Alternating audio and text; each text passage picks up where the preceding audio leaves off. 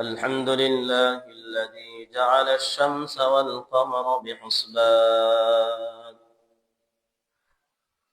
والنجم والشجر يسجدان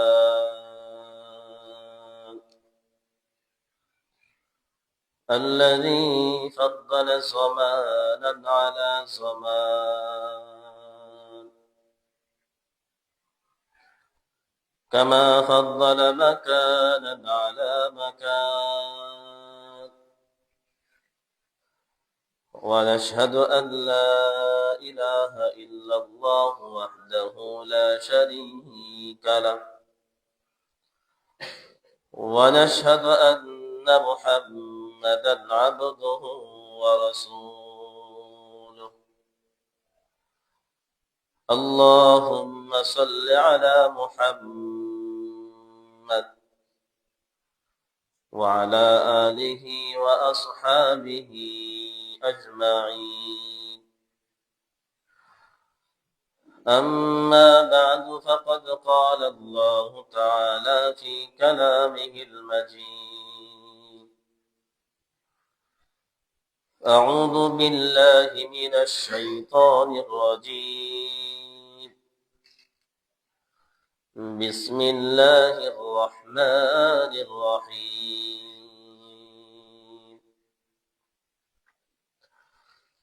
يا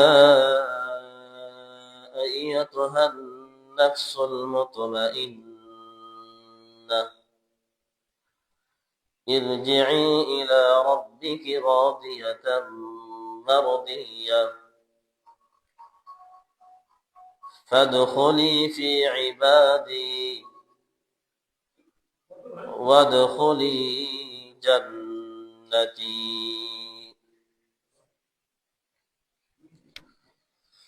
أن رجلا سأل النبي صلى الله عليه وسلم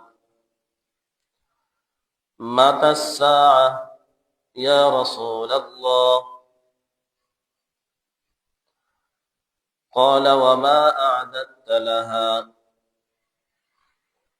قال ما أعددت لها من كثير صلاة ولا صوم ولا صدقة ولكني أحب الله ورسوله قال أنت مع من أحببته সকলেই মুহাব্বতের সাথে দুরূদে ইব্রাহিম পাঠ করি আল্লাহুম্মা সাল্লি আলা মুহাম্মাদ ওয়া আলা আলি মুহাম্মাদ কামা সাল্লাইতা আলা ইব্রাহিম ওয়া আলা আলি ইব্রাহিম ইন্নাকা হামিদুম মাজিদ اللهم بارك على محمد وعلى آل محمد كما باركت على إبراهيم وعلى آل إبراهيم إنك حميد مجيد الحمد لله সর্বপ্রথম ওই মহান আল্লাহ তাআলার দরবারে শুকরিয়া আদায় করি যে মহান রব্বুল আলামিন তার হুকুম মাগরিবের নামাজ আদায় করার পর আল্লাহর ঘরে বসে তারই কালাম থেকে কিছু কথা বলা এবং শোনার জন্য আমাদেরকে কবুল করেছেন, বসার জন্য তৌফিক দান করেছেন। সেজন্য অন্তর থেকে আল্লাহ তাআলাকে মহব্বত করে, আল্লাহকে ভালোবেসে জবান খুলে আওয়াজ করে কালেমাতুশ শুকর আদায় করি আলহামদুলিল্লাহ।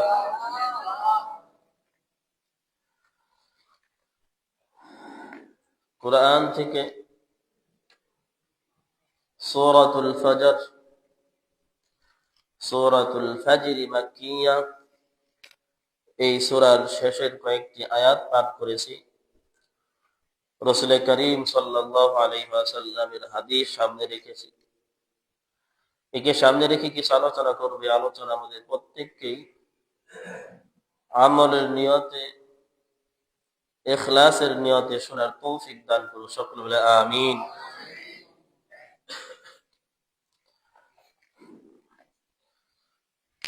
30 নম্বর পারার সূরাতুল ফাজর, সূরাতুল ফাজর মাক্কিয়া। এই আয়াত থেকে কিছু, এই সূরা থেকে কিছু তরজমা, সংক্ষেপ কিছু ব্যাখ্যা আপনাদের সামনে পেশ করব। আল্লাহ আমাকে এমন কিছু কথা বলার তৌফিক দান করুন, যে কথা বললে আমার আপনার ঈমান আমলের জন্য উপকার হবে, ফায়দা হবে,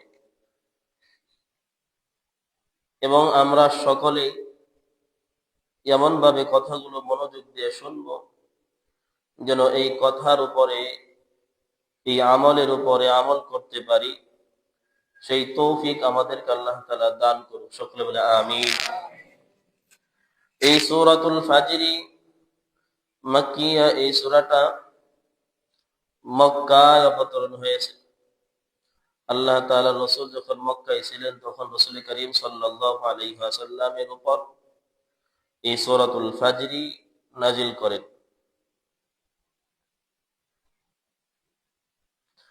এই সূরার 29টি আয়াত।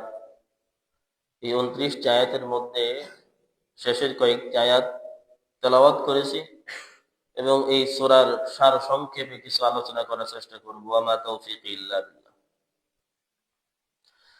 প্রথমে তো আল্লাহ তাআলা এই সূরার মধ্যে 5টি বিষয় আলোচনা করেছেন, 5টি বিষয় বলেছেন। কয়টি বিষয়? 5টি বিষয়ে আলোচনা করেছেন, 5টি বিষয় উল্লেখ করেছেন। আর আমাদের জন্য এই সূরার মধ্যে 5টি শিক্ষা এবং 5টি আমল রয়েছে। আল্লাহ তাআলা এই সূরাতুল ফাজরিতে 5টি বিষয় আলোচনা করেছেন। আমাদের জন্য 5টি বিষয়, 5টি জিনিস শিক্ষা রয়েছে এবং 5টি আমল রয়েছে। তো আল্লাহ তাআলা মহান, যিনি যত বড় মহান, যত বড় তার কথাও তত বড়, তার কথাও তত দামি। আল্লাহ তাআলা যদি কোনো কথা বলেন যে হ্যাঁ এটা এমন হবে, সেটা তেমনই হবে, এর বিপরীত হবে না। এরপরও সুবহানাল্লাহ তাআলা এই 5টি বিষয়ে আলোচনা করার পূর্বে কয়েকটি কসম খেয়েছেন। কসম খেয়েছেন এজন্যই, কথার গুরুত্ব বাড়ানোর জন্য, কথার গুরুত্ব বোঝার জন্য, যে কথাগুলো সামনে আসতেছে এই কথাগুলো অনেক দামি কথা। সাধারণ একটা কথা বললে মানুষ বিশ্বাস করলেও তার মধ্যে একটু দুর্বলতা থাকে। আর যদি এই কথার শুরুতে মানুষ কসম খায়, কসম খেয়ে বলি এমন, তাহলে মানুষ বিশ্বাস সহজে করে নেয়। তো আল্লাহর কথা যেটা বলবেন আল্লাহ, সেটা বিশ্বাস করতে হবে, এটাই হলো ঈমান। আর আল্লাহ যা বলবেন তাই হবে। আল্লাহর কসম খাওয়ার জন্য কোনো প্রয়োজন নাই। আল্লাহর কথার শুরুতে কোনো কসম খাওয়া, এটা প্রয়োজন নাই, কারণ আল্লাহ কখনো মিথ্যা বলেন না। আল্লাহ যা বলেন তার বিপরীত কখনো হন না। তো এই শুরুতে আল্লাহ তাআলা কয়েকটি কসম খেয়েছেন। আল্লাহ বলেন বিসমিল্লাহির রহমানির রহিম ওয়াল ফাজরি ওয়া লায়ালিন আশর ওয়াশ শাফঈ ওয়াল ওয়াতর ওয়াল লাইলি ইযা ইয়াসর হাল ফি যালিকা কাসামুন লিযী হিজর। আল্লাহ তাআলা এই সূরার শুরুতে প্রথমে ফজরের কসম খেয়েছেন। কিসের কসম? দ্বিতীয়ত ওয়ালায়ালিন আশর, 10 রাতের কসম খেয়েছেন। কয় রাতের? ওয়াশ-শাফঈ ওয়াল ওয়াতর। তৃতীয়ত আল্লাহ শাফঈ এর কসম খেয়েছেন। চতুর্থ ওয়াতরুনের কসম খেয়েছেন। ওয়াল লাইলি ইযা ইয়াসর। এরপর আল্লাহ ইয়াসেরের কসম খেয়েছেন। তাহলে কসম কয়বার খাইলেন? 5 বার কসম খাইলেন। সূরার শুরুতে 5 বার কসম খাইলেন 5টি বিষয় বলার জন্য। কয়টি বিষয়? কথার শুরুতেই 5টি কসম। এই সম্পর্কে সূরার শুরুতে বহু আলোচনা, ওই লম্বা চড়া আলোচনার দিকে যাওয়া সম্ভব না, অনেক সময়ের প্রয়োজন। তো আল্লাহ তাআলা এই সূরার শুরুতে 5টি কসম খেয়েছেন, 5টি বিষয় সামনে বলবেন। আল্লাহ ফজরের কসম খেয়ে বলেন, 10 রাত্রের কসম খেয়ে বলেন, জোর বেজরের কসম খেয়ে বলেন, গভীর রাত্রির কসম খেয়ে বলেন, আলাম তারা কাইফা ফাআলা রাব্বুকা বিআদ। আল্লাহ বলেন, আলাম তারা, হে নবী আপনি কি লক্ষ্য করেন না? কোরআনের একটি নিয়ম, কোন জায়গায় যদি শুধু নবীকে বলা হয় হে নবী আপনি কি দেখেন না, আপনি কি লক্ষ্য করেন না, এটা শুধু নবী একাকে বলা হয় না, এটা দুনিয়ার সকল মানুষকেই বলা হয়। আলাম তারা কাইফা ফাআলা রাব্বুকা বিআদ। হে নবী আপনি কি লক্ষ্য করেন না? হে আমার বান্দারা তোমরা কি লক্ষ্য করো না? কাইফা ফাআলা রাব্বুকা বিআদ, তোমাদের রব আদ জাতির সঙ্গে কি করেছেন এটা কি তোমরা লক্ষ্য করো না? তোমরা কি শোনো না? আল্লাহ তাআলা 5টি কসম খেয়ে 5টি বিষয় উল্লেখ করবেন। এই সূরার মধ্যে আলোচনা হবে। এই সূরার মূল বিষয় 5টি। মূল বিষয় কয়টি? মূল বিষয় 5টি। 1 নাম্বার, এই সূরার শুরুতে আল্লাহর শপথ ও তার তাৎপর্য। 2 নাম্বার, অতীতের অবাধ্য জাতিগুলো আল্লাহর নাফরমানি করার কারণে তাদের ধ্বংসের শিক্ষা, তাদের ধ্বংসের ঘটনা, তাদের উপরে যে আল্লাহর গজব আসছে সেই ঘটনা।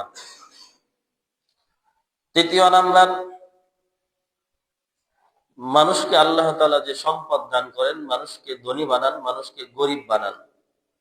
মানুষ ধনী হয়, মানুষকে ধনী বানায়, মানুষকে গরিব বানায় কে? জোরে বলেন কে?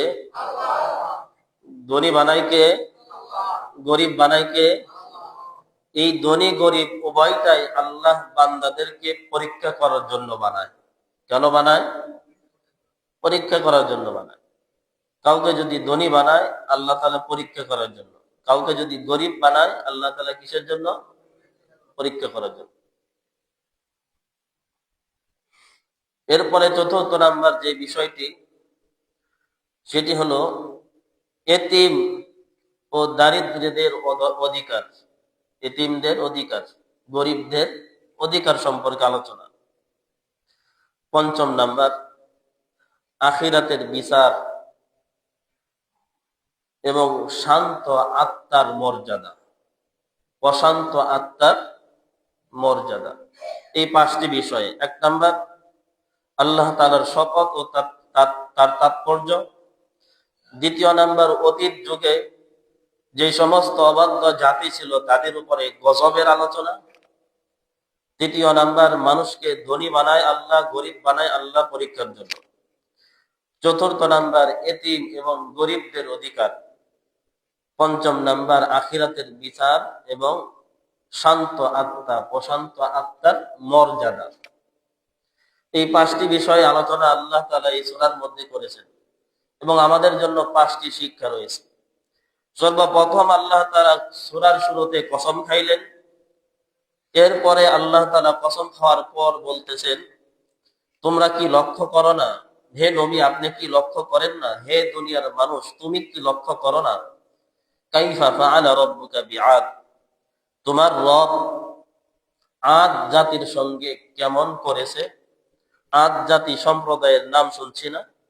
পূর্বের যুগে আদ জাতি, আদ গোত্র ছিল, কওমে আদ। এরপর আল্লাহ বলেন ইরামা যাতিল ইমাদ, জাতে ইমাদ, ইমাদ গোত্রের ইমাদবাসীদের সঙ্গে আল্লাহ কেমন করেছেন, তাদেরকে কিভাবে ধ্বংস করেছেন, এটা কি লক্ষ্য করেন না? আল্লাতী লাম ইখলাক মিসলুহা ফিল বিলাদ, ইমাদ গোত্র, ইমাদ জনগোষ্ঠী এমন জাতি ছিল, আল্লাহ বলেন লাম ইখলাক মিসলুহা ফিল বিলাদ, তাদের মতো মানুষ এই পৃথিবীর যুগে, পৃথিবীর দুনিয়ার বুকে তাদের মতো আর কোন মানুষ সৃষ্টি করা হয় নাই। তাদের মতো এই ইমাদ জাত, ইমাদ গোষ্ঠী, ইমাদ বাসিন্দাদের মতো দুনিয়ার বুকে আর কোন মানুষ সৃষ্টি করা হয় নাই এবং কিয়ামত পর্যন্ত সৃষ্টি করা হবে না। এই ইমাদ জাতি কেমন ছিল? দুনিয়ার বুকে প্রাচুর্যের অধিকারী তারা ছিল, ধনী ছিল, অট্টালিকার অধিকারী তারা ছিল, বিশাল বড় বড় বাড়ি অট্টালিকা তারা বানাইত, আরাম এশ, তাদের শক্তি বাহু অনেক বেশি ছিল। তো আল্লাহ বলেন তাদের মতো শক্তিশালী, তাদের মতো প্রাচুর্যওয়ালা ধনী, তাদের মতো বড় বড় প্রাসাদওয়ালা এই দুনিয়ার বুকে আর মানুষ সৃষ্টি করা হয় নাই। তারা যেমন শক্তিশালী ছিল এমন শক্তিশালী মানুষ দুনিয়ার বুকে সৃষ্টি হয় নাই, কিয়ামত পর্যন্ত হবেও না। তারা যে সমস্ত প্রাচুর্যের অধিকারী ছিল, যে সমস্ত সম্পদের অধিকারী ছিল, এই সমস্ত প্রাসাদ প্রাচুর্যের অধিকারী দুনিয়ার বুকে আর কোনো মানুষ হবে না। তাদের গায়ে বহু শক্তি ছিল। আল্লাহ বলেন তাদের ধ্বংসের ব্যাপারে আপনি কি জানেন না? আপনার কি ধারণা নাই, খবর নাই? ওয়াসামুদ আল্লাযীনা জাবুস সখরা বিল ওয়াদ, এরপরে আপনার রব কওমে সামুদের সঙ্গে কেমন করেছে, কেমন শাস্তি দিছে, সেটা কি আপনার লক্ষ্য করেন না? আপনি কি লক্ষ্য করেন না? আপনি কি দেখেন না, জানেন না, আলোচনা কি শোনেন না? তো কওমে আদ, ইরামা যাতিল ইমাদ, এরপর কওমে সামুদ, এরপর আল্লাহ বলেন ওয়া ফিরআউনা যিল আওতাদ, ওয়া ফিরআউনা যিল আওতাদ, জালেম, জুলুমকারী, আওতাদ ওয়ালা ফিরআউন, এই ফিরআউনের ঘটনা, এই ফিরআউনের অবস্থা কি আপনি লক্ষ্য করেন না? এই ফিরআউন এত বড় জালেম ছিল, এই ফিরআউনকে যদি কেউ রব হিসেবে অস্বীকার করত, রব হিসেবে না মানত, এত বড় শাস্তি, কঠিন শাস্তি দিত যে ওই মানুষকে এই ফিরআউন তার হাতে পায়ে তার কাটা মেরে রৌদ্রের মধ্যে, মরুভূমির মধ্যে ফেলে রাখত, অথবা হাতে পায়ে তার কাটা মেরে গাছের সাথে লটকিয়ে রাখত। এমন অত্যাচার এই জালেম ফিরআউন করত, অহংকারী। আল্লাযী তাগাউ ফিল বিলাদ, যেই ফিরআউন দুনিয়ার বুকে অহংকারী করত। কি করত? এদের অবস্থা, এই কওমগুলোর ঘটনা, তাদের উপরে যে আল্লাহ কিভাবে শাস্তি দিয়েছেন, এই সম্পর্কে আপনার কি ধারণা আছে? আল্লাহ তাআলা নবীকে বলতেছেন, মানে আমাদেরকে বলতেছেন। এই ফিরআউন দুনিয়ার বুকে অহংকারী ছিল, ফাআকসারু ফীহাল ফাসাদ, এই ফিরআউন দুনিয়ার বুকে ফিতনা ফাসাদ ছড়াইতো, ফিতনা করত, ফাসাদ করত। ফাসাব্বা আলাইহিম রাব্বুকা সাওতা আযাব, আল্লাহ তাআলা তাদের উপরে শাস্তি হাঁকাইলেন। যেই কওমগুলোর কথা উল্লেখ করলেন, ইরামা যাতিল ইমাদ, কওমে আদ, কওমে সামুদ, কওমে ফিরআউন, এই জাতিগুলোর উপরে আল্লাহ তাআলা শাস্তি হাঁকাইলেন, গজব নাজিল করলেন। ইন্না রাব্বাকা লাবিল মিরসাদ, আল্লাহ বলেন নিশ্চয়ই আপনার রব সব কিছুই খুব গুরুত্ব সহকারে প্রত্যক্ষণ করে, সবকিছুই লক্ষ্য করেন, সবকিছুই তিনি দেখেন, সবকিছুই তিনি দেখেন, কিন্তু সব সময় তিনি ধরেন না, সব সময় তিনি শাস্তি আযাব দেন না। দুনিয়ার বুকে মানুষ যত ফিতনা করুক, ফাসাদ করুক, গোপনে করুক, প্রকাশ্যে করুক, সবকিছু দেখেন কে? জোরে বলেন, কে দেখে? আল্লাহ দেখেন। এরপরে আল্লাহ বলতেছেন, ফাআম্মাল ইনসানু ইযা মাবতালাহু রাব্বুহু ফাআকরামাহ। এই পর্যন্ত আলোচনা দুইটি বিষয়ে আলোচনা হলো। একটি বিষয় আল্লাহর শপথ, ফজরের নামে আল্লাহ কসম খেয়েছেন, লায়ালিন আশ 10 রাত্রির কসম খেয়েছেন, শাফি ওয়াতর কসম খেয়েছেন, এবং গভীর রাত্রের কসম খেয়েছেন। এরপরে আল্লাহ কওমে সামুদ, কওমে আদ, ইরমাযাতিল ইমাদ, ইমাদ গোত্র এবং কওমে ফিরাউনের কথা আল্লাহ তাআলা বললেন। তাদের সঙ্গে তোমার রব কেমন করেছে এটা কি লক্ষ্য করেন নাই? কেমন আচরণ করেছে এই জায়গায় সেটা উল্লেখ করেন নাই। কেমন শাস্তি দিয়েছেন সেটা এই জায়গায় কি করেন নাই? উল্লেখ করেন নাই। আল্লাহ তাআলা অন্যান্য সূরার মধ্যে, আয়াতের মধ্যে এই কওমের উপরে কেমন শাস্তি দিয়েছে, গজব নাজিল করছে, এটা আলোচনা বিস্তারিত করছে। কওমে ফিরাউনকে আল্লাহ তাআলা পানিতে ডুবিয়ে মারছে। কওমে আদকে আল্লাহ তাআলা প্রচন্ড ঝড় তুফান দিয়ে ধ্বংস করে দিয়েছে। কওমে সামুদ, ইরমাযাতিল ইমাদ, ইমাদ গোত্রকে আল্লাহ তাআলা তার গজব দিয়ে ধ্বংস করে দিয়েছে।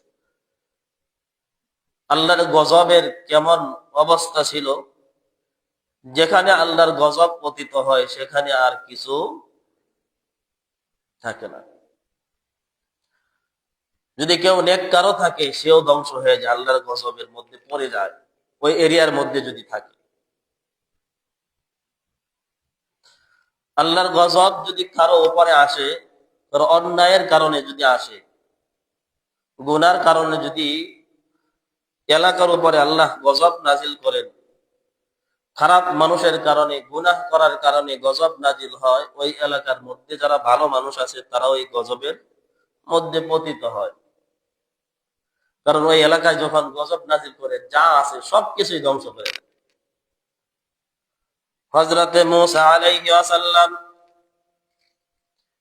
যেই নবী আল্লাহর সঙ্গে কথা বলত, সরাসরি আল্লাহর সঙ্গে কথা বলত, এই নবী আল্লাহকে বলেন, আল্লাহ, কোন গোত্র, কোন জাতির মধ্যে যদি কেউ আপনার নাফরমানি করে, তাহলে আপনি যখন ওই জাতিকে ধ্বংস করে দেন, শাস্তি দেন, ওই জাতির মধ্যে ভালো মানুষও তো থাকে, তাদেরকেও তো আপনি শাস্তি দেন। এটা কি ইনসাফ? কে বলেন? হযরতে মূসা আলাইহিস সালাম। কাকে বলেন? আল্লাহকে বলেন। আল্লাহর সঙ্গে মূসার সঙ্গে সম্পর্ক ভিন্ন রকম, প্রেমের সম্পর্ক। কিসের সম্পর্ক? সরাসরি কানেকশন, সরাসরি কথা বলতেন। যখন মূসা বললেন, আল্লাহ, কোন জনপদকে যদি আপনি গজব নাজিল করেন, ধ্বংস করে দেন, তাহলে ওই এলাকার মধ্যে, ওই গোষ্ঠীর মধ্যে, ওই কওমের মধ্যে যারা ভালো মানুষ আছে তাদের উপরও তো আপনার গজব নাজিল হয়। এটা কি ইনসাফ হলো? আল্লাহ তাআলা হযরতে মূসাকে সঙ্গে সঙ্গে উত্তর দিতে চাইলে পারতেন, কিন্তু হযরতে মূসা আলাইহিস সালামের প্রশ্নে আল্লাহ তাআলা উত্তর দিলেন না। আল্লাহ বললেন, উত্তর দিব দেরিতে। হযরতে মূসা আলাইহিস সালাম এক সফরে তার সঙ্গীকে নিয়ে, তার খাদেমকে নিয়ে পাহাড়ের নিচ দিয়ে, উপত্যকা দিয়ে হাঁটতেছিল। হাঁটার সময় হযরতে মূসা আলাইহিস সালামের শরীর ক্লান্ত হয়ে গেল। বিশ্রামের জন্য হযরতে মূসা খাদেমকে বললেন, এতক্ষণ হাঁটলাম, শরীরটা ক্লান্ত হয়ে গেছে, একটু রেস্ট নিয়ে নিই। হযরতে মূসা আলাইহিস সালাম খাদেমকে নিয়ে পাহাড়ের নিচে, তলদেশে এক গাছের ছায়ার নিচে বসলেন। বসতে বসতে হযরতে মুসা আলাইহিস সালামের চোখে ঘুম চলে আসলো। ক্লান্তির সময় ঠান্ডা বাতাস, গাছের ছায়ার নিচে বসলে এমনি ঘুম চলে আসে। হযরতে মুসা আলাইহিস সালাম ঘুমিয়ে গেলেন। আর ওই সময় আল্লাহর হুকুমে পিপিলিকা তার দলপল নিয়ে ওই দিক দিয়ে রওনা করছে। তো রওনা করার সময় পিপিলিকা যাইতেছে, হযরতে মুসা আলাইহিস সালাম ঘুমাইতেছিল। তো ঘুমের মধ্যে হযরতে মুসা আলাইহিস সালামের হাতটা পিপিলিকার দলের উপরে দেয়া পড়ছে। তো ওই পিপিলিকা হযরতে মুসা আলাইহিস সালামের হাত যখন উপরে পড়ছে, ওই পিপিলিকা হযরতে মুসা আলাইহিস সালামের শরীরে ঢুকে কাপড়ের ভিতর দিয়ে গিয়ে জায়গা মতো কামড় দিছে। এক কামড়েই ঘুম শেষ। তো হযরতে মুসা আলাইহিস সালাম কামড় দিছে, এক কামড়েই ঘুম শেষ। ঘুম থেকে উঠে রাগের মাথায় খাদেমকে বলল, এই শুকনো কাঠি নিয়ে আয়, শুকনো লাকড়ি নিয়ে আসো। তো খাদেম শুকনো লাকড়ি এনে হযরতে মুসা আলাইহিস সালামের আদেশে ওই পিপিলিকার উপরে রাখলো। হযরতে মুসা আলাইহিস সালাম বললেন, খাদেম ইউশা ইবনে নুন, আপনি আগুনের মধ্যে লাকড়ির মধ্যে আগুন ধরিয়ে দেন, পিঁপড়া সব জ্বালিয়ে দেন, পিঁপড়া আমাকে কামড় দিচ্ছে, ঘুম ডিস্টার্ব করছে। হযরতে মুসা আলাইহিস সালামের রাগ হয়ে গেছে। হযরতে মুসা আলাইহিস সালাম রাগী নবী ছিল। তো এই মুসার হুকুমে, মুসার আদেশে খাদেম আগুন জ্বালিয়ে সব পিপিলিকা হত্যা করে দিল, আগুনে পুড়ে দিল। সঙ্গে সঙ্গে আল্লাহর ফোন চলে আসছে মুসা আলাইহিস সালামের কাছে। আল্লাহ বলেন, হে মুসা, তোমাকে পিপিলিকা কয়টায় কামড় দিছে? মুসা বলেন, আল্লাহ, পিপিলিকা আমাকে একটা পিপিলিকা একটা কামড় দিছে। আল্লাহ বলেন, হে মুসা, তোমাকে একটা পিপিলিকা কামড় দিছে আর তুমি জ্বালাইয়া দিছো কয়টা পিপিলিকা? মুসা বলেন, আমি গোষ্ঠী সহ জ্বালাইয়া দিছি। কি সহ? আল্লাহ বলেন, ও মুসা, এখন ইনসাফ কই? তুমি এত ইনসাফ ইনসাফ করলা, এখন ইনসাফ কই? মুসা বলেন, আল্লাহ রাগ উঠছিল বেশি, এই জন্য শেষ করে দিছি। আল্লাহ বলেন, যখন কোন জনপদের উপরে আমি গজব নাজিল করতে চাই, আমি খুশি মনে গজব নাজিল করি না, রাগান্বিত হয়ে গজব নাজিল করি। নাকি খুশি মনে? রাগান্বিত হওয়ার পর আল্লাহ তাআলা ওই জাতিকে ধ্বংস করে দেয়। আর যখন আল্লাহর রাগান্বিত হয়ে যায়, রাগ উঠে যায়, তখন ওই দুই একজন ভালো মানুষ ওই অসৎ মানুষের মধ্যে আল্লাহর গজবের মধ্যে পতিত হয়ে যায়, তখন আর বাছাই করে না। তো আল্লাহর গজব যেই এলাকায়, যেই জনপদের উপরে পড়ে, ওই এলাকায় আল্লাহ তাআলা কি রাখেন না? অস্তিত্ব কোনো ঠিক রাখেন না, সব ধ্বংস করে দেয়। তো আল্লাহ তাআলা এই কওমে আদ, কওমে সামুদ, জাত ইমাদ, কওমে ফিরাউনের ধ্বংসের কথা স্মরণ করে দিলেন। হে নবী, আমি তাদেরকে কেমন ধ্বংস করছি আলোচনা তো আমি করছি, শুনছেন। ফিরাউনের ঘটনা শোনেন নাই? কওমে আদের ঘটনা শুনছেন না? ইনশাআল্লাহ সামনে শোনাব। এরপরে আল্লাহ তাআলা বলেন, ফাআম্মাল ইনসানু ইযা মাবতালাহু রাব্বুহু ফাআকরামাহু ওয়া না'আমাহু। তৃতীয় নাম্বার, মানুষকে ধনী বানায় আল্লাহ, গরিব বানায় আল্লাহ। কেন বানায়? পরীক্ষার জন্য। কেন বানায়? ধন সম্পদ দেয় আল্লাহ পরীক্ষার জন্য, ধন সম্পদ নেয় আল্লাহ পরীক্ষার জন্য। আল্লাহ বলেন, ফাআম্মাল ইনসানু ইযা মাবতালাহু রাব্বুহু ফাআকরামাহু ওয়া না'আমাহু ফায়াকুলু রাব্বি আকরামান। আল্লাহ বলেন, মানুষকে যখন ইযা মাবতালাহু রাব্বুহু ফাআকরামাহু ওয়া না'আমাহু, আল্লাহ তাআলা যখন মানুষকে পরীক্ষা করতে চায়, আল্লাহ তাআলা যখন মানুষের ইমতিহান নিতে চায়, পরীক্ষা নিতে চায়, ফাআকরামাহু ওয়া না'আমাহু, আল্লাহ তখন তাকে প্রাচুর্যতা দান করেন, সম্পদ দান করেন, সম্পদ দান করেন, সম্মান দান করেন। এই আল্লাহর বান্দা সম্পদ পেয়ে, সম্মান পেয়ে, ফায়াকুল, তিনি বলেন, রব্বি আকরামান, আমার রব আমাকে সম্মানিত করছে। আমার আল্লাহ আমাকে ধনী বানাইছে, আমার আল্লাহ আমাকে সম্পদশালী বানাইছে, সম্মানিত বানাইছে। ওয়া আম্মা ইযা মাবতালাহু ফাকদারা আলাইহি রিজকাহ, আর আল্লাহ যখন মানুষকে পরীক্ষা করার জন্য তার রিজিকের মধ্যে সংকীর্ণতা দান করেন, গরিব বানিয়ে দেন, ফায়াকুলু রাব্বি আহানান, তখন মানুষ বলে আল্লাহ আমাকে অসম্মানিত করেছে, গরিব বানাইছে, আল্লাহ আমাকে গরিব বানিয়েছে। আল্লাহ বলেন কাল্লা বাল লা তুকরিমুনাল ইয়াতীম, আল্লাহ বলেন কাল্লা, এমনটা নয়, বরং তোমরা এতিমদের হক তোমরা আদায় করো না, এতিমদেরকে তোমরা সম্মান করো না। তো মানুষকে আল্লাহ তাআলা ধন দেয়, সম্পদ দেয় পরীক্ষা করার জন্য। মানুষের সম্পদ আল্লাহ তাআলা সংকীর্ণতা দেন কিসের জন্য? পরীক্ষা করার জন্য। ওয়ালা তাহাদ্দুনা আলা তাআমিল মিসকিন, আল্লাহ বলেন তোমরা এতিমদেরকে সম্মান করো না, এতিমদের হক আদায় করো না, এবং মিসকিনদের খাবারের ব্যাপারে একে অপরকে তোমরা উদ্বুদ্ধ করো না, আগ্রহ দাও না, আগ্রহী করো না। ওয়াতাকুলুনা তুরাস আকলাল লাম্মা, এবং তোমরা ওয়ারিসের সম্পদ ভক্ষণ করে ফেলো, খেয়ে ফেলো। ভাই বোনের সম্পদ খেয়ে ফেলে কিনা, দাদা নাতির সম্পদ অন্যায় ভাবে বন্টন করার সময় বেইনসাফি করে, কম বেশ করে, ভাই বোনের সম্পদ দেওয়ার সময় বেইনসাফ করে। তো আল্লাহ বলেন তোমাদেরকে আমি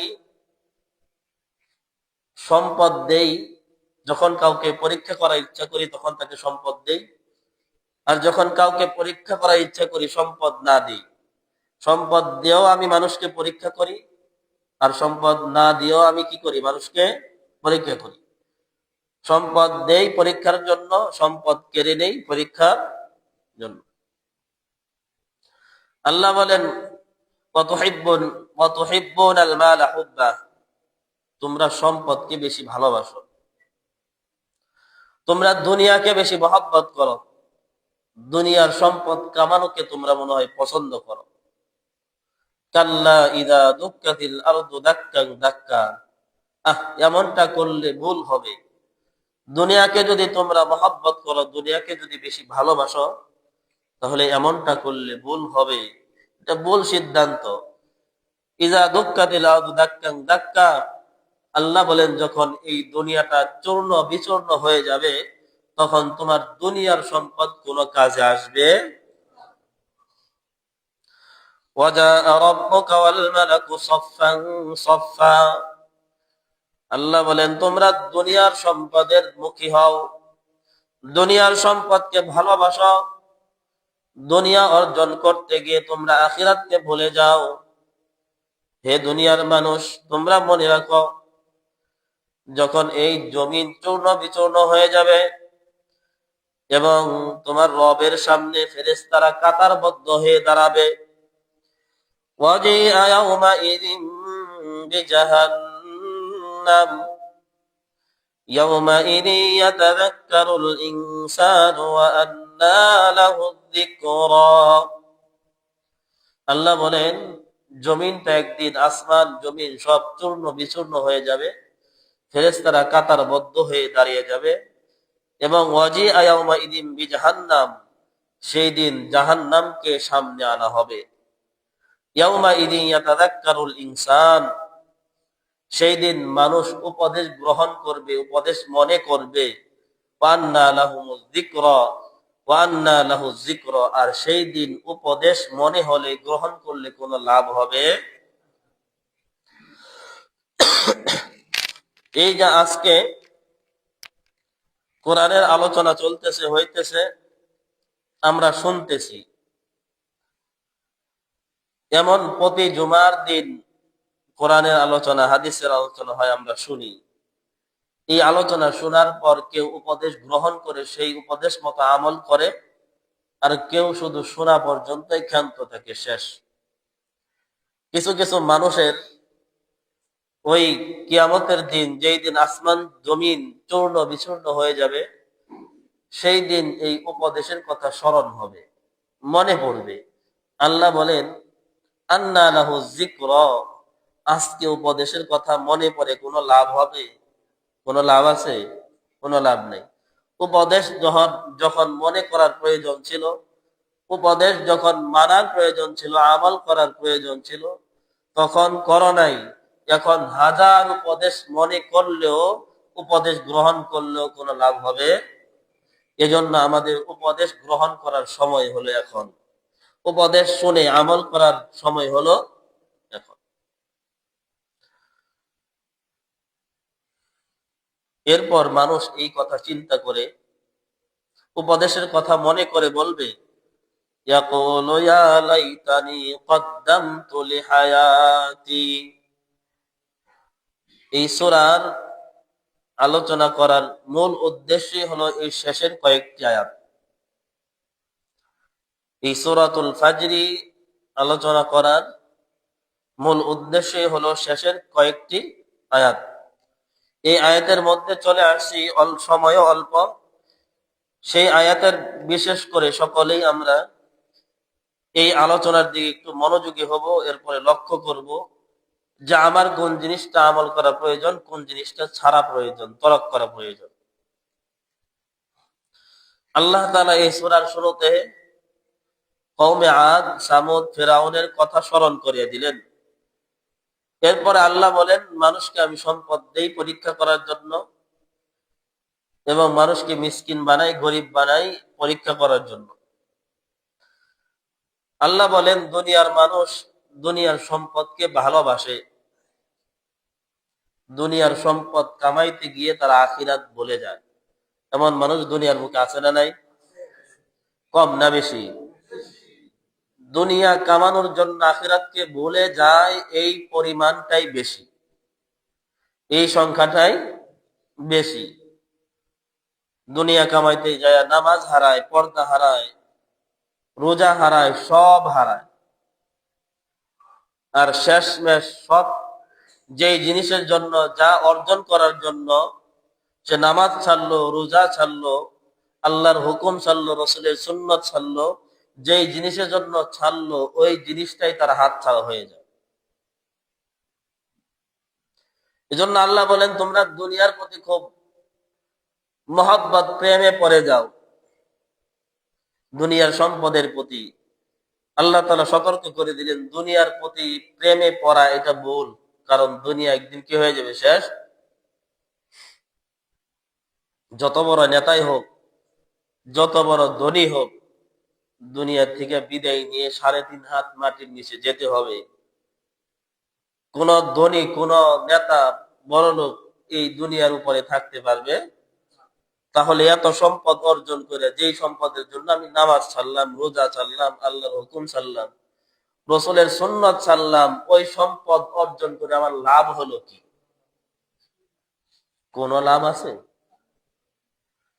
বাদশা যেখানে শুইবে, প্রধানমন্ত্রী যেখানে শুইবে, এমপি মন্ত্রী যেখানে শুইবে, গরিবের ওই জায়গায় শুইতে হয়। এই যে আমাদের দেশের বিগত কয়েক বছরের প্রধানমন্ত্রী খালেদা জিয়া রহমতুল্লাহ আলাই, আল্লাহ তার কবরটাকে জান্নাতের বাগান করুন। আলেমদের মহব্বত করত, ইসলামকে সম্মান করত। এই জন্যই তো আল্লাহ মৃত্যুর সময় তাকে বেইজ্জতি করে নাই, সকলের কাছে সম্মান দিয়ে আল্লাহ তাকে বিদায় দিছে। এই যে বিদায়ের সময় কারো মুখে এর বদনাম শুনি নাই, কেউ একে খারাপ বলতেছে না, কিন্তু সবাই দোয়া করতেছে। মন থেকে করুক আর জবান থেকে করুক, সকলেই দোয়া করতেছে, বদ দোয়া কেউ করে না। এই শুনছেন কেউ? আমি শুনি নাই। এটা কেন? একমাত্র আলেমদের সম্মান দিত, ইসলামকে সম্মান দিত। এই খালেদা জিয়া তিনি আলেমদেরকে বলতো যে আমরা ইসলাম কায়েম করতে পারবো না, ইসলামী রাষ্ট্র করতে পারবো না, এটা আমরা মানি বুঝি। হুজুরদেরকে বলতো আপনারা যদি ইসলামী রাষ্ট্র কায়েম করতে চান আমরা সহযোগী করতে প্রস্তুত আছি। এই কথার কারণেই তো আল্লাহ শেষ বিদায়ের সময় তাকে সম্মান দিয়ে বিদায় দিছে। আর যে জালেম ছিল, যে জালেম আলেমদেরকে কথায় কথায় জঙ্গি বলে জেলখানায় ঢুকাইতো, হাজতে ঢুকাইতো, মৃত্যুর আগ মুহূর্তে তাকে দেশ ছাড়া করে লাঞ্ছিত মৃত্যু দিবেন, সেই প্রস্তুতি সেই ব্যবস্থায় আল্লাহ করে দিছে। আজকে যদি মারা যায়, যেই ব্যক্তি শুনবে সর্বপ্রথম বলবে আলহামদুলিল্লাহ। তো যে কথা বলতেছিলাম, দুনিয়ার প্রধানমন্ত্রী হোক আর রিক্সা চালক হোক, সবারই 3.5 হাত মাটির নিচে যাইতে হবে। যাইতে হবে কিনা? আল্লাহ বলেন দুনিয়ার মহব্বত করে লাভ কি? আল্লাহ বলেন যেই দিন দুনিয়া ধ্বংস হয়ে যাবে, আসমান জমিন চূর্ণ বিচূর্ণ হয়ে যাবে, কিয়ামত প্রতিষ্ঠিত হয়ে যাবে, কিয়ামত সংগঠিত হয়ে যাবে, সেই দিন কিছু কিছু মানুষ, কিছু কিছু যে সমস্ত মানুষ আখিরাতকে বাদ দিয়ে দুনিয়ার পিছু দৌড়াইত, যে সমস্ত মানুষ জান্নাতের মহব্বত আল্লাহ রসুলের মহব্বতকে ছেড়ে দিয়ে দুনিয়ার পিছে দৌড়াইত, এই সমস্ত মানুষ কিয়ামতের দিন বলবে ইয়াকুলু ইয়া লাইতানি কদ্দামতু লিহায়াতি, যদি আমার জন্য অগ্রিম কিছু পাঠাইয়া দিতাম, আমার জন্য যদি আখিরাতে অগ্রিম কিছু আমল করে পাঠাইতাম, আমি যদি আল্লাহকে খুশি করে নেক আমল করে আখিরাতের পুঁজি হিসাবে আগে যদি কিছু পাঠাইতাম কতই উত্তম হতো, ভালো হতো। আফসোস করে করে বলবে ইয়া লাইতানি কদ্দামতু লিহায়াতি, আমার জীবন, অরিজিনাল জীবন, অরিজিনাল সুখ শান্তি, অরিজিনাল জিন্দিগির জন্য যদি আমি অগ্রিম কিছু পাঠাইতাম। হে মুসলমান ভাই আমার, এই যে দুনিয়ার জিন্দিগি, দুনিয়ার জিন্দিগি কি অরিজিনাল জিন্দিগি? কি অরিজিনাল জিন্দিগি নাকি শেষ হয়ে যাবে? কিয়ামতের দিন কিছু কিছু মানুষ আফসোস করে করে বলবে দুনিয়ার জিন্দিগি আমার অরিজিনাল জিন্দিগি ছিল না, দুনিয়ার জিন্দিগি আমার আসল জিন্দিগি ছিল না, আখিরাতের জিন্দিগি আমার আসল জিন্দিগি। যদি এই আখিরাত জিন্দিগির জন্য আমি কিছু পাঠাইতাম কতই না ভালো হতো।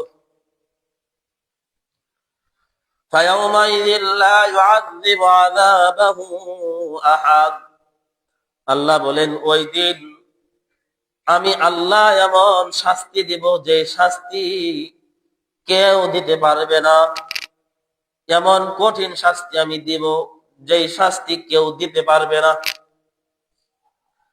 ওয়ালা ইউসিকু ওয়াসাকাহু আহাদ, এবং এই শাস্তি কেউ বহনও করতে পারবে না।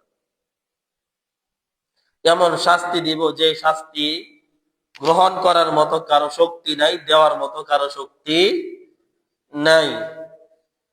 এরপর আল্লাহ বলেন ইয়া আইয়াতুহান নাফসুল মুতমাইন্নাহ, হে প্রশান্তি আত্মা, প্রশান্ত আত্মা, শান্তিময় আত্মা, ইরজি ইলা রাব্বিকি রাদিয়াতান মারদিয়াহ, তুমি তোমার রবের দিকে সন্তুষ্টি চিত্তে ফিরে আসো।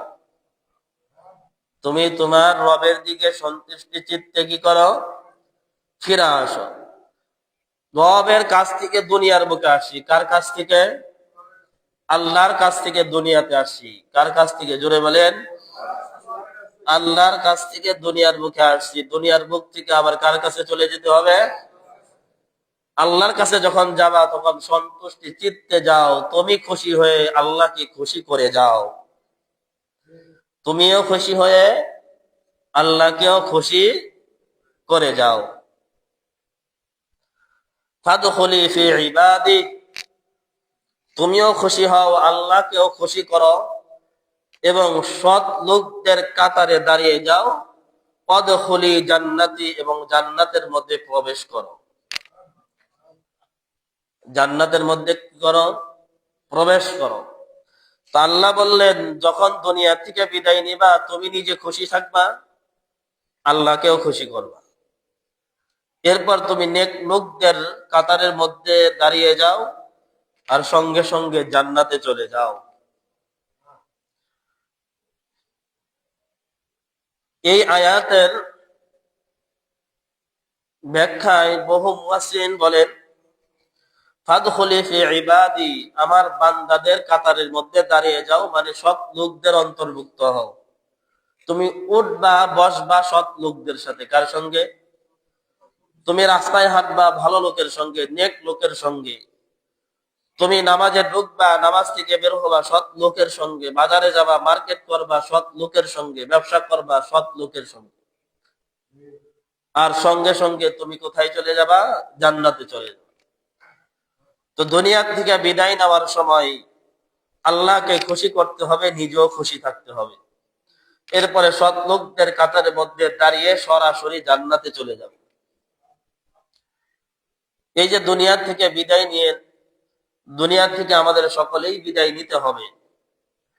আমি তো মরবো, আপনিও মরবেন, কোনো সন্দেহ আছে? কারো সন্দেহ আছে? মরবো তো মরবই। কখন মরবো, কবে মরবো কেউ জানি, মরতে হবেই।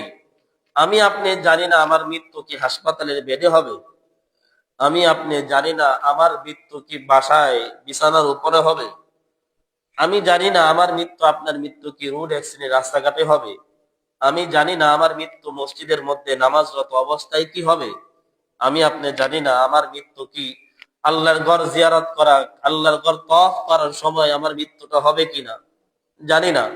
আমার মৃত্যু কি জুমার দিন হবে নাকি রমজান মাসে হবে, কিছুই জানি না। কিন্তু জানি, বিশ্বাস করি, মানি আমার মরতে হবে। মরতে হবে কিনা? তো যখনই মরবো, আল্লাহর কাছে রওনা হব, তখন আল্লাহকে খুশি করে যেতে হবে এবং নিজেও খুশি থাকতে হবে। আল্লাহকে খুশি করবো আমল দিয়া। কি দিয়া? আমলের মাধ্যমে আল্লাহকে খুশি করব। আর নিজে খুশি হব জান্নাত পায়া। বলেন না সুবহানাল্লাহ। অনেকদিন আগে শুনাইছিলাম, নেক লোকের মৃত্যু হবে যখন, ভালো মানুষের মৃত্যু যখন হবে, তখন এই ভালো মানুষের সামনে আল্লাহর পক্ষ থেকে ফেরেশতারা এসে জান্নাতের সুসংবাদ দিবে। বলেন না সুবহানাল্লাহ। জান্নাতের লাইভ ভিডিও দেখাইবে যে তোমার জন্য জান্নাত। এই জান্নাত দেখে এই ব্যক্তি খুশি হয়ে যায়। এজন্য দুনিয়ার বুকে এমন আমল করতে হবে, যে আমল করার সময় আমার মৃত্যু হলে, যে আমল করার কারণে মৃত্যুর সময় আল্লাহর পক্ষ থেকে ফেরেশতারা এসে জান্নাতের সুসংবাদ দিবে। এমন মৃত্যু আমরা চাই কিনা? এই মৃত্যুর জন্য সর্বপ্রথম কাজ হলো সময়কে কাজে লাগানো। কি লাগানো? সময়কে কাজে লাগানো। এই যে শুরুতে বলেছিলাম, এই সূরার মধ্যে আল্লাহ তাআলা সর্বপ্রথম 5টি বিষয় আলোচনা করেছেন। এরপরে আমাদের 5টি বিষয় আমলের, 5টি বিষয় শিক্ষা। 5টি বিষয় আমলের মধ্যে সর্বপ্রথম বিষয় হলো সময়ের কসম যে আল্লাহ খাইলেন ফজরের সময়। ফজর মানে কি? সকালবেলায়, সুবে সাদেকের সময়।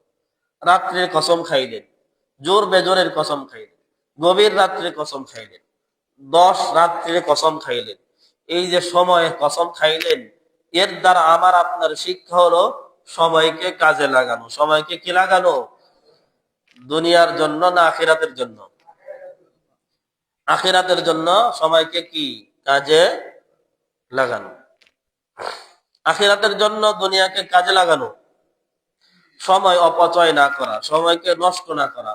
এখন সময় আছে নামাজ পড়ার, অসুস্থ হয়ে বেডে পড়ে গেলে নামাজ পড়ার সুযোগ আছে? নাই। এজন্য সুস্থ থাকতে আল্লাহর ইবাদত বেশি বেশি করা, সময়কে কাজে লাগানো। এই সময়ের মধ্যে আল্লাহর নাফরমানি, কোনো গুনাহ না করা। এই সূরার প্রথম শিক্ষা হলো আল্লাহ প্রথমে কসম খাইলেন, আর এর দ্বারা আমাদের শিক্ষা হলো সময়কে কাজে লাগানো। কি লাগানো? দুনিয়ার জন্য না আখিরাতের জন্য? আখিরাতের জন্য। এরপরে দ্বিতীয় নাম্বার শিক্ষা হলো, আল্লাহ তাআলা দ্বিতীয়তে বলছিলেন কওমে আদের কথা মনে আছে? কওমে সামুদের কথা মনে আছে? ইরমা যাতিল ইমাদের কথা মনে আছে? এরপরে আল্লাহ বলেন কওমে ফিরাউনের কথা মনে আছে? সকলকে আমি ধ্বংস করে দিছি। সকলকে কি করে দিছি? এরা সকলেই অহংকারী ছিল। কি ছিল? এদের গজবের কথা মনে করে, ঘটনা শুনে শুনে, তাদের ঘটনার দিকে লক্ষ্য করে করে আমার শিক্ষা অর্জন করতে হবে। এরা সকলে অহংকারী ছিল, আল্লাহর নাফরমানি বান্দা ছিল। সুতরাং আমি যদি অহংকারী হই, আমি যদি আল্লাহর নাফরমানি বান্দা হই, তাহলে আল্লাহর গজব আমার উপরে পতিত হবে, আল্লাহর আযাব আমার উপরে কি করতে হবে? পতিত হবে। দ্বিতীয় নাম্বার এই সূরার শিক্ষা হলো আমাকে অহংকার বর্জন করতে হবে, অহংকার ছেড়ে দিতে হবে। তৃতীয় নাম্বার এই সূরার শিক্ষা হলো গরিব, মিসকিন, অসহায়, দরিদ্রদের হক আদায় করতে হবে। গরিবদের হক আদায় করতে হবে। আল্লাহ তাআলা দন দিয়েও পরীক্ষা করেন, দন নিয়েও পরীক্ষা করেন। এই পরীক্ষার মধ্যে পাস হতে হবে। কি হতে হবে? এতিমদের হক, গরিবদের হক আদায় করতে হবে। ধন সম্পদ দিয়াও আল্লাহ পরীক্ষা করেন, ধন সম্পদ নিয়েও আল্লাহ কি করেন? পরীক্ষা করেন। এই পরীক্ষার মধ্যে আমাকে পাশ করতে হবে। কি করতে হবে? আল্লাহ সম্পদ দিছে, এই সম্পদ যদি আল্লাহর রাস্তায় ব্যয় না করে, শুধু জমাই আর জমাই, আল্লাহর পরীক্ষায় পাশ করতে পারবো? খালি সম্পদ জমায় আর জমায়, আল্লাহর রাস্তায় ব্যয় করে না, মানুষকে কখনো খাওয়ায় না, মানুষকে কখনো দান করে না, এই সম্পদ দিয়ে সে সাফল্য অর্জন করতে পারবে? পাশ করতে পারবে? এজন্য আল্লাহ সম্পদ দিছে, এই সম্পদের মাধ্যমে আল্লাহকে রাজি করতে হবে। আর আল্লাহকে রাজি করার সর্ব উত্তম উপায় হলো আল্লাহর রাস্তায় খরচ করা। আল্লাহর রাস্তায়, আল্লাহকে খুশি করার জন্য আল্লাহর রাস্তায় খরচ করা। যত বেশি খরচ করবেন তত বেশি লাভ আপনার, যত বেশি জমাইবেন তত বেশি লস আপনার। এটা বিশ্বাস হয়? খরচ যত করবেন আল্লাহর জন্য, এটা লাভ কার? আপনার। আর যত জমাইবেন লস আপনার। এই সম্পদ দিয়ে আপনার পরবর্তী প্রজন্ম, সন্তানরা কি করবো আল্লাহ ভালো জানে। আপনার জন্য 500 টাকা দানও না করতে পারে, মন থাকবে না আপনার কথা? মন থাকবে কেমনে? দেখেন তো দেখি, আপনার দাদার কথা মনে আছে কিনা? যাদের বাবা মারা গেছে, বাবার কথা মনে আছে কিনা? এই সারা বছরে 500 টাকা তাদের নামে দান করছেন কিনা? দেখেন মনে পড়ে কিনা? তা আপনার সন্তান কিভাবে করবো? আপনাকেও তো বলে যাইবে। এজন্য আল্লাহ সম্পদ দিছে, এই সম্পদ দিয়ে পাশ করতে হবে, আল্লাহর রাস্তায় বেশি বেশি দান করতে হবে, মানুষদেরকে খাওয়াইতে হবে, এতিমদের হক আদায় করতে হবে। এটা হলো 3 নাম্বার শিক্ষা। চতুর্থ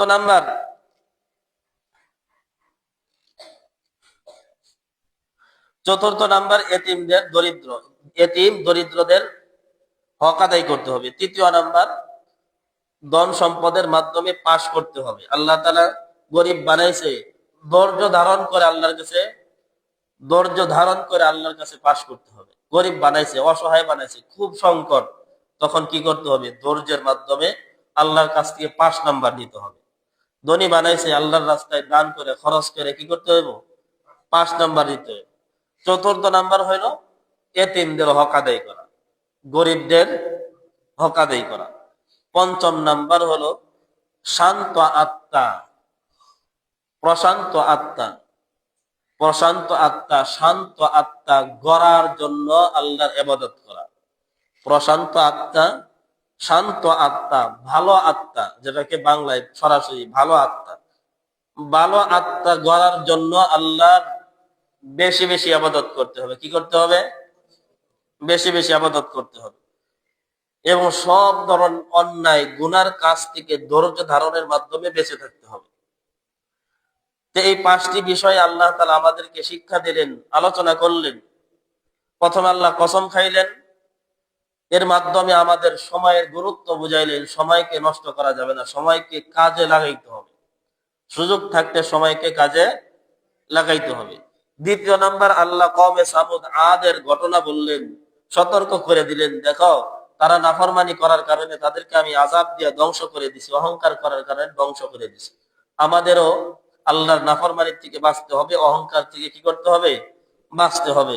তৃতীয় নাম্বার, আল্লাহ তাআলা সম্পদ দিয়েও পরীক্ষা করেন, সম্পদ নিয়েও পরীক্ষা করেন। এই পরীক্ষার মধ্যে আমাদের পাশ করতে হবে। এরপরে চতুর্থ নাম্বার, এতিম মিসকিন অসহায় গরিবদের হক আদায় করতে হবে। পঞ্চম নাম্বার, আমাকে আপনাকে শান্ত প্রশান্ত দিল নিয়ে আল্লাহর কাছে যাইতে হবে। কি নিয়ে? প্রশান্ত দিল, আত্মা নিয়ে আল্লাহর কাছে যাইতে হবে। প্রশান্ত দিল কোনটা হবে? যে আত্মার মধ্যে আমল থাকবে। যে আত্মার মধ্যে কি থাকবে? এই আত্মায় মৃত্যুর সময় প্রশান্ত শান্ত থাকবে, খুশি থাকবে, আনন্দিত থাকবে। কারণ তার সামনে আল্লাহ তাআলা লাইট দেখাই দিবেন, তার সামনে জান্নাত দেখাই দিবেন। মৃত্যুর সময় সে খুশি হয়ে যাবে। মৃত্যুর সময় সে কি হয়ে যাবে? এই জন্য আমাকে আপনাকে প্রশান্ত দিল, প্রশান্ত আত্মা গড়ার জন্য আল্লাহর বেশি বেশি আমল করতে হবে। কি করতে হবে? কম না বেশি? আর করি কি মন? হিসাব করি দেখি, যেই পরিমাণ আমল করি এই পরিমাণ আমল দিয়ে কি প্রশান্ত আত্মার অধিকারী হইতে পারবো?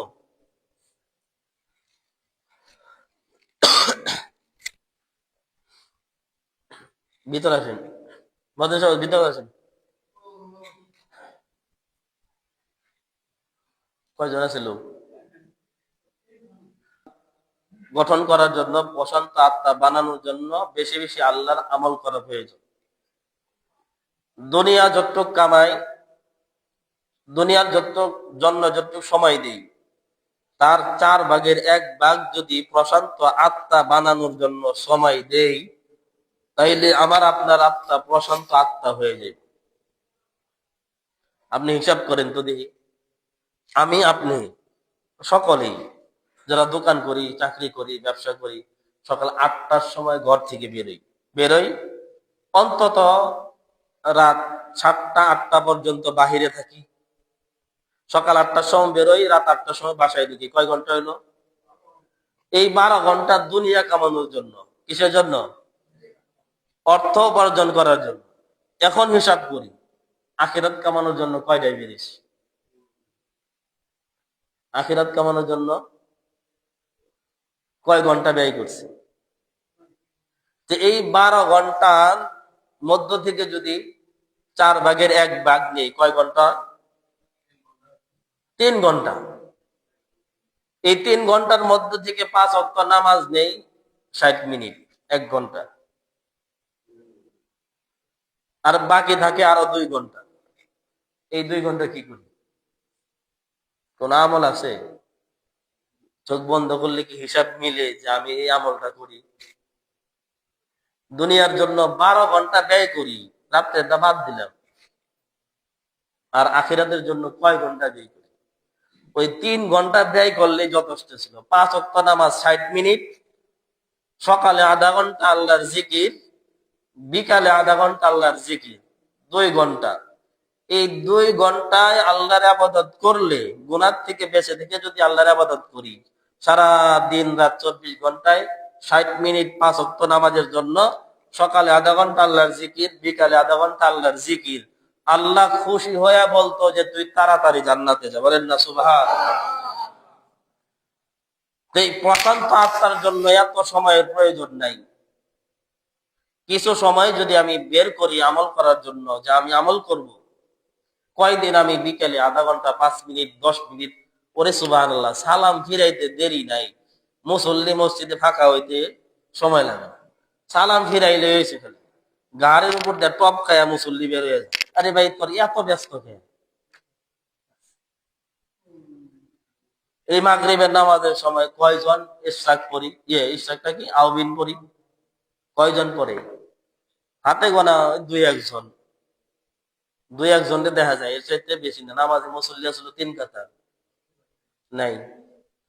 জিকির তো দূরের কথা, দূর কি বাত, এত ব্যস্ত কেন? হযরতে ইব্রাহিম আলাইহিস সালাম এর নাম শুনছি না?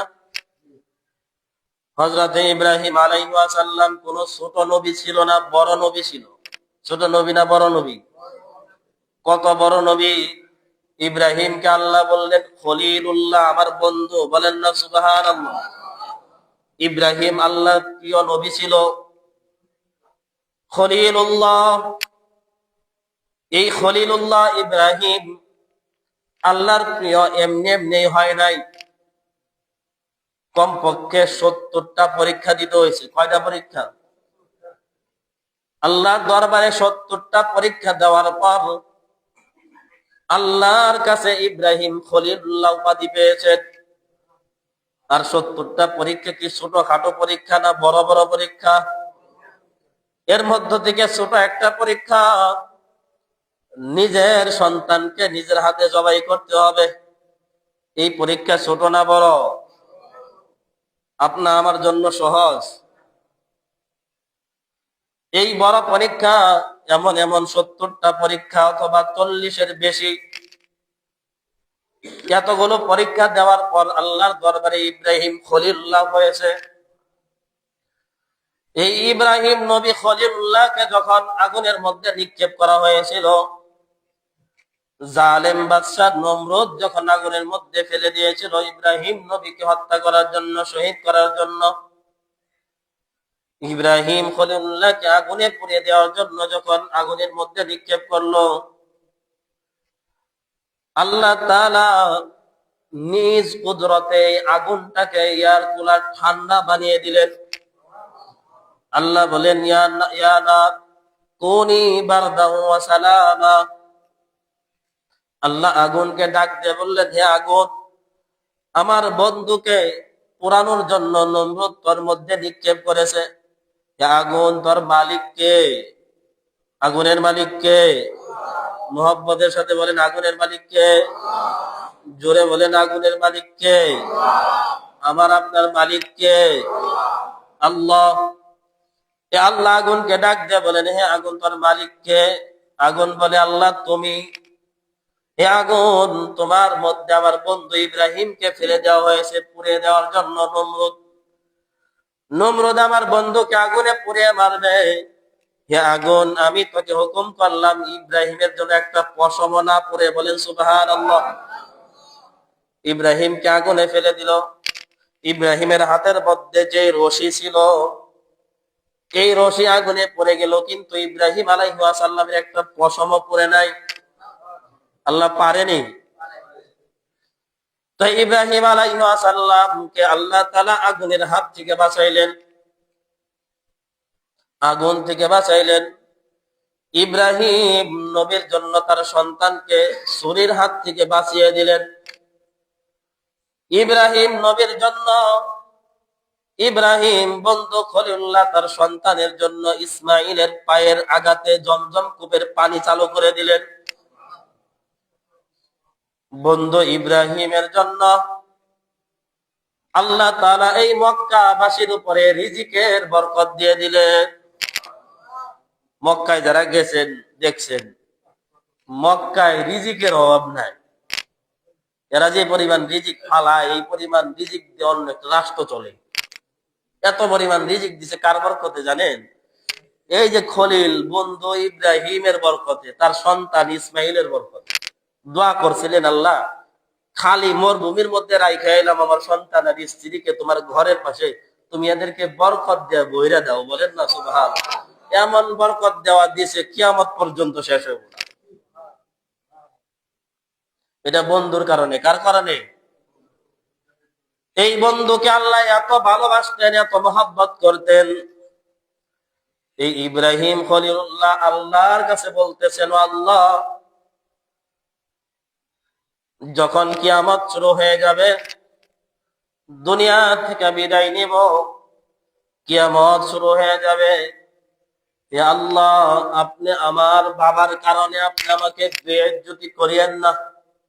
আমার বাবা তো নাফরমানি ছিল, কাফের ছিল, মুশরিক ছিল, মূর্তি পূজারী ছিল। হে আল্লাহ, আমার পিতার জন্য আমি ইব্রাহিমকে বেইজ্জতি করিয়েন না। আমি আপনার বন্ধু, আমাকে আপনি জান্নাত দিবেন, আর আমার পিতাকে আপনি জাহান্নাম দিবেন। মানুষ বলবে ইব্রাহিমের পিতা জাহান্নাম, জাহান্নামী জাহান্নামে যাবে। এমন বেইজ্জতি আমাকে করিয়েন না। যেমন হাদিকে হত্যা করছে, মানুষ বলবে হাদির হত্যাকারীর পিতা লাঞ্ছনাজনক, অপমানজনক। আল্লাহর কাছে খলিল বলে, আল্লাহ আপনি আমার পিতাকে জাহান্নামে দিয়ে আমাকে অপমান করেন না, আপনি আমার পিতাকে মাফ করে দিয়েন। আমি তো আপনার বন্ধু, আপনি আমাকে আগুনের হাত থেকে বাঁচাইছেন, আপনি আমার বন্ধু, আমি আপনার বন্ধু, আমার সন্তানকে ছুরির হাত থেকে আপনি বাঁচাইছেন। হযরত ইব্রাহিম আলাইহিস সালাম তার সন্তানের গলার মধ্যে ছুরি চালায়, কিন্তু কাটে না, কার হুকুমে? আল্লাহ বলেন, আল্লাহ ছুরি চালাইছিলাম কিন্তু তুমি কাটতে দাও নাই, তুমি বাঁচিয়ে দিছো। হে আল্লাহ, আমার সন্তানের বরকতে জমজম কূপের পানি তুমি জারি করে দিছো, আমার সন্তানের কারণে মক্কাবাসীর উপরে বরকত নাজিল করছো। হে আল্লাহ, আমি তো তোমার বন্ধু, তুমি তো নিজেই ঘোষণা করছো খলিলুল্লাহ। নাস্তা দিয়ে দেন। আপনি তো ঘোষণা করছেন আমি আপনার বন্ধু খলিলুল্লাহ। হে আল্লাহ, আমার পিতার জন্য আপনি আমাকে বেইজ্জতি করিয়েন না। আল্লাহ বন্ধুকে বলেন, ওগো বন্ধু, এই ময়দানে কিয়ামতের দিন হাসরের মাঠে আমি বন্ধু চিনব না, আমি পিতা চিনব না, সন্তান চিনব না, আমি বাবা চিনব না, ছেলে চিনব না। আমি দেখব প্রশান্তি আত্মার অধিকারী কে। মান জাআ বিকলবিন সালিম, যে ব্যক্তি কলবে সালিম নিয়ে আসবে, প্রশান্ত আত্মা নিয়ে আসবে আল্লাহর দরবারে। প্রশান্ত আত্মা, শান্তিময় আত্মা, ভালো আত্মা নিয়ে আল্লাহর দরবারে যাবে, তাকে আল্লাহ মাফ করে দিবেন। আর তার জন্য আল্লাহ জান্নাতের ফয়সালা করবেন। তার জন্য কি করবেন? জান্নাতের ফয়সালা করবেন। মুসলমান ভাই আমার, আমাদের প্রশান্ত আত্মা গড়ার প্রয়োজন আছে না নাই? আমলের মাধ্যমে। কিসের মাধ্যমে? আল্লাহর দরবারে সব সময় দোয়া করবো, আল্লাহ কলবে সালিম নিয়ে তোমার দরবারে হাজির হওয়ার তৌফিক দান করো, প্রশান্তময় আত্মা নিয়ে তোমার দরবারে যাওয়ার তৌফিক দান করো। আল্লাহ তাআলা আমাদের সকলকেই পরিপূর্ণ ইমানদার, পরিপূর্ণ মুসলমান হয়ে আল্লাহর দরবারে যাওয়ার তৌফিক দান করো। সকল বলে আমিন। ওয়া মা আলাইনা ইল্লাল বালাগ। সকলে দূরে সরে পড়ি।